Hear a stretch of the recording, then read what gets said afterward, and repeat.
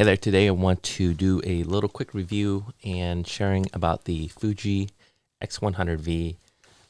This was a camera I've owned an X-T2.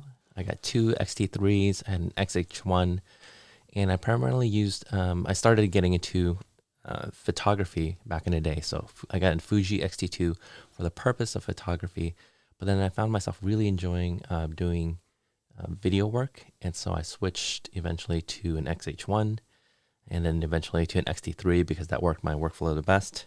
And I've always been holding off on just why would you ever get a X-100V? It just seems like a very limited camera because it has a fixed lens, and when I have an interchangeable lens system with the X-T3, and until I got it, and then I realized why there's such a cult following with this camera. And I think the cult following is really around this. It's just a really good shooting experience. When I'm holding my X-T3, it feels like I'm carrying around a DSLR, like an actual camera that's intended for doing some sort of photography work. This, for me, it's small enough and it's portable enough that I consider this part of my everyday carry, and I wear it like an accessory, right? It's a bracelet, it's a necklace, it's something that I'm wearing as I'm going around. Now, the beauty is because it's a fixed lens system, the lens is a little bit smaller, right? I think the 23 millimeter on my X-T3 goes out a little bit longer. It's compact. It's got the little flippy screen. I think this is the first iteration where they moved to a flip out screen. It doesn't flip out for vlogging. It shoots 4K video, which I rarely use. I do shoot some 1080 video for B-roll and other stuff, vlogging. But without the flippy screen, you're kind of shooting blind. But I think the thing that really got me interested in this X100V is that it has the ability to do film simulations, but also online. Fuji Weekly, I think. I got an app for that site as well. I'll put a link in the description below. Is you can find film recipes, simulation recipes. So again, I think I'm a little too young to kind of grow up and remember shooting too much film, but just different styles of film. So the Kodak Porta 400, Kodak Porta 800, I don't know what that means, but there's a bunch of different film stock that people have simulated. And so all the simulation work happens, computing power happens in the camera. And so from a workflow perspective, rather than just shooting raw or shooting in a flat profile and then editing in Lightroom separately, I've been using this camera as my film camera. It's a straight out of camera shoot.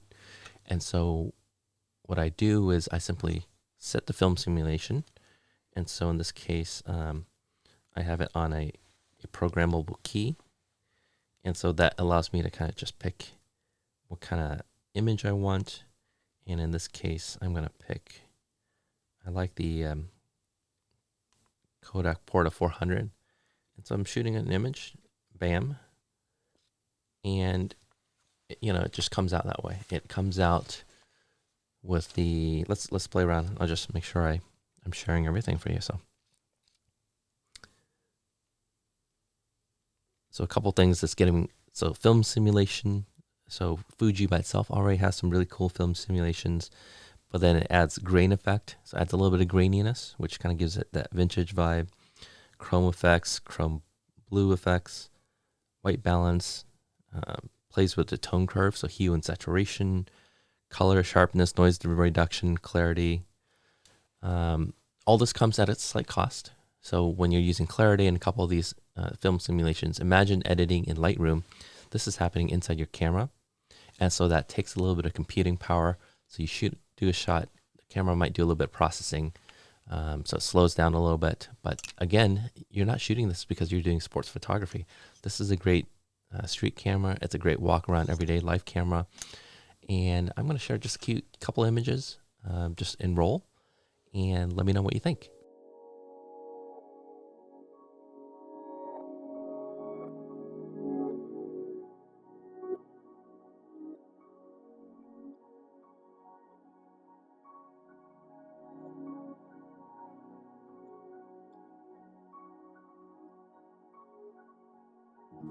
And A few other things, welcome back. A few other things we'll be sharing. One, this camera does come with weather sealing, and so it is a sealed camera.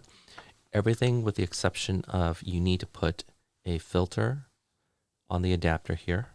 And let's see if there's no adapter.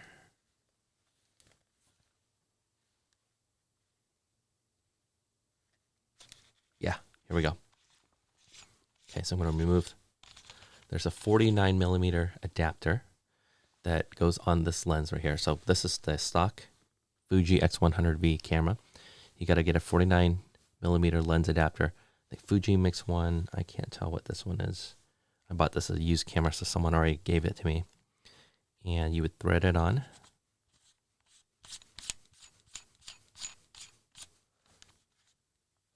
So then that adapter goes on, and then you put a filter on top.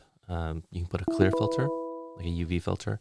This one I have the Tiffin Black Pro Mist 1/4. So that adds a little bit of diffusion. I think Moment makes their mist line as well. There's various different companies out there doing mist.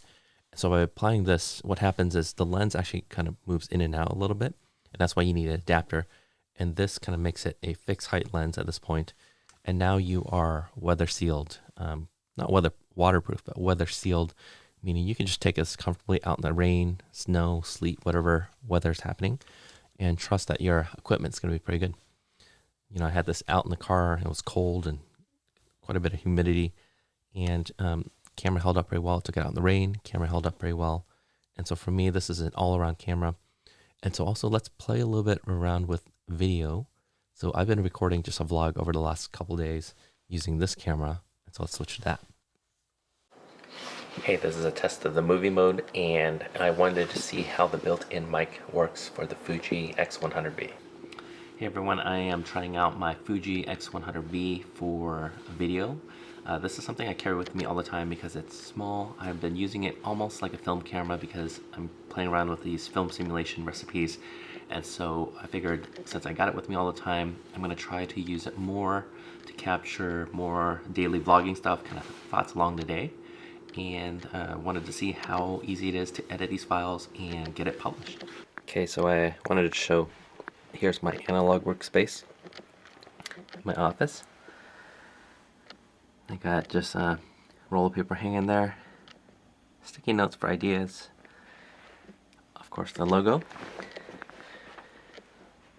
And here's the makerspace. Got a 3D printer that I need to kind of figure out a little bit more on how it works. Got a wall of, here's an iPhone 4S of its components broken out. Just tech love. And a little wall of old vintage cameras, lenses. My desk, stuff I'm working on. This is the master station over there. And this space is pretty small, but one, I wanted to see how is the X100V as a camera, a vlogging camera. This is the built-in mic. I don't want to go get an external mic. It doesn't work. So let's see how it works. All right, so hey, welcome back. This is just a wrap up on the Fuji X100V. I think there's so many people out there doing reviews, photography. I kind of want to focus a little bit more on the video capabilities of this thing because I think most people don't buy it as a video camera, but I'm going to push it to max and let's see what we can do with video. Let me know if you're interested. Leave a comment if you are a Fuji X100V or any of the X100 series. Are you using it for video? And if so, what's your experience? Is it good enough just as an everyday carry camera? Let's see you in the next one.